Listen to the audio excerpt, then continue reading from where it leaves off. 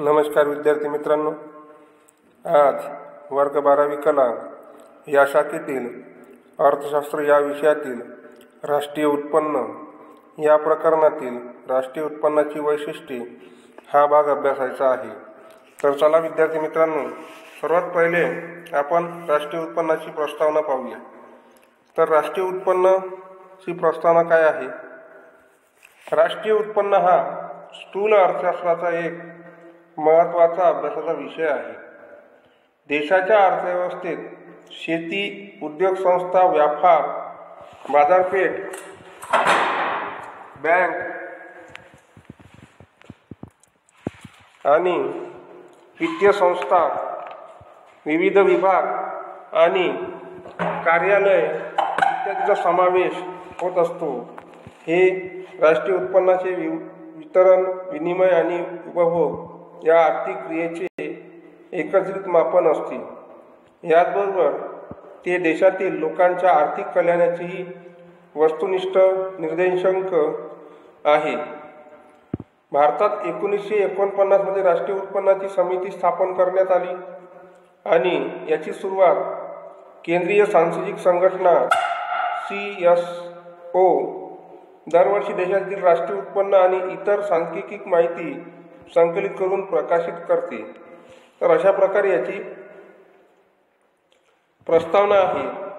आणि आज आपण जर त्याचा राष्ट्रीय उत्पन्नाचा जर अर्थ पाहिला तर आधुनिक अर्थव्यवस्थेत पैशावर आधारित आहे, म्हणून देशाचे राष्ट्रीय उत्पन्न हे केवळ पैशामध्ये व्यक्त केले जाते।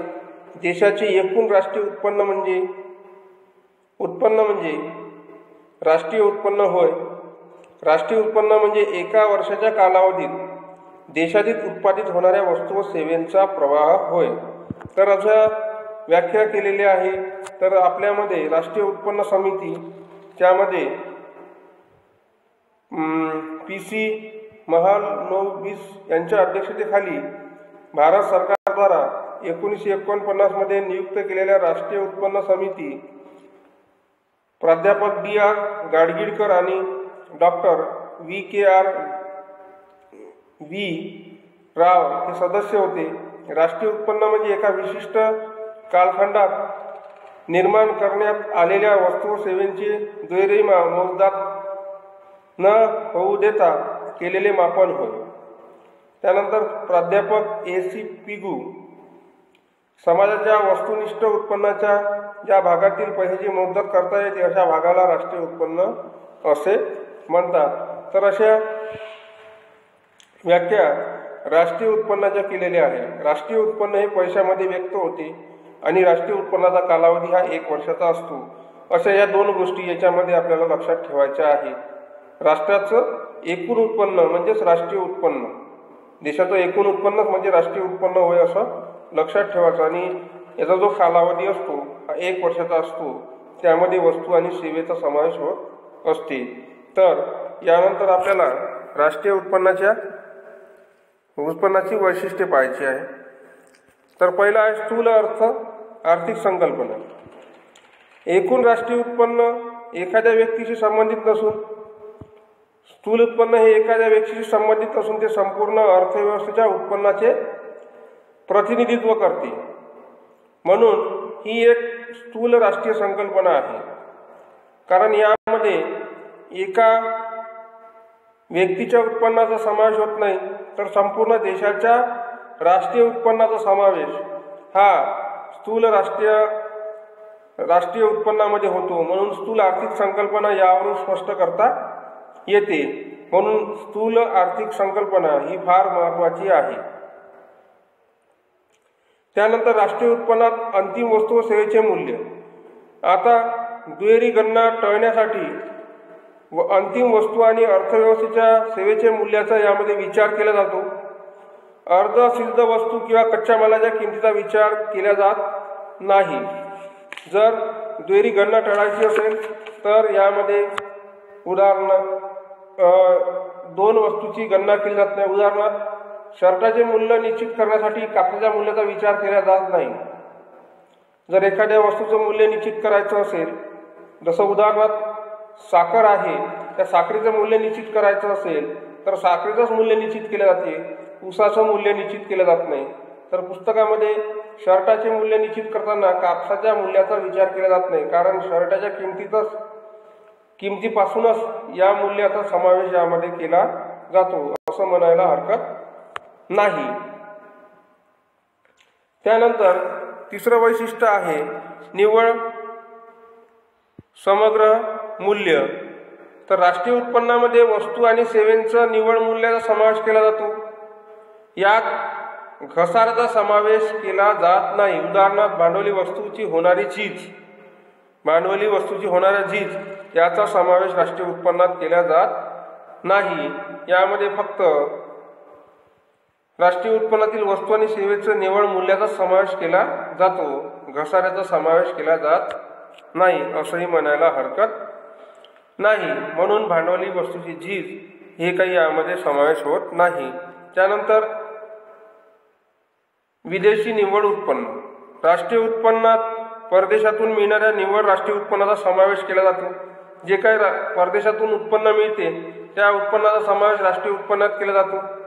निर्यात आहे, आयात आहे आणि परदेशातून मिळणारे उत्पन्न आणि परदेशातून दिले जाणारी देणगी यातील जो काही फरक असेल या फरकाचा सुद्धा समावेश राष्ट्रीय उत्पन्नामध्ये केला जातो. कारण जे काही बाहेर देशातून येणारा जो पैसा आहे याचाही या उत्पन्नामध्ये समावेश केला जातो. ते निर्यात असेल, आयात असेल, परदेशातून मिळणारी देणगी असेल, यातील जो काही फरक असेल या फरकाचा विचारसुद्धा राष्ट्रीय उत्पन्नामध्ये केला जात असतो असंही म्हणायला हरकत नाही. म्हणूनच विदेशी निव्वळ उत्पन्न हे सुद्धा फार महत्त्वाचे एक वैशिष्ट्य आहे. त्यानंतर आर्थिक वर्ष.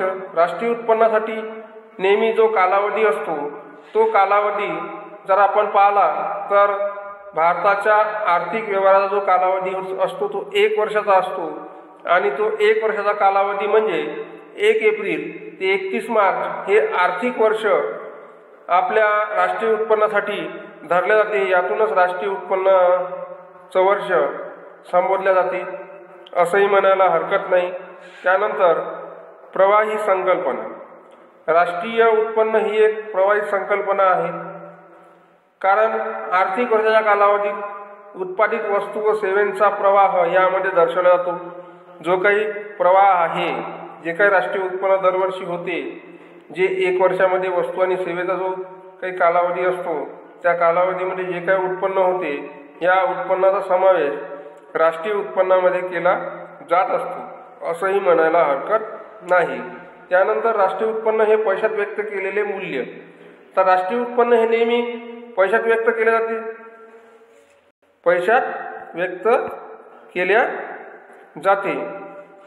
यामध्ये कुठल्याही या वस्तू आणि सेवांच्या स्वरूपात मूल्य आणि विनिमय मूल्य धरले जाते अशा वस्तू व सेवांचा समावेश राष्ट्रीय उत्पन्नात केला जात असतो. म्हणजेच राष्ट्रीय उत्पन्न हे पैशामध्ये व्यक्त होत असते असं म्हणायला हरकत नाही. तर अशा प्रकारे राष्ट्रीय उत्पन्नाची वैशिष्ट्ये आणि अर्थ आहे. तर विद्यार्थी मित्रांनो, आजच्या व्हिडिओमध्ये राष्ट्रीय उत्पन्नाची वैशिष्ट्ये आणि अर्थ आपण सविस्तरपणे अभ्यासला.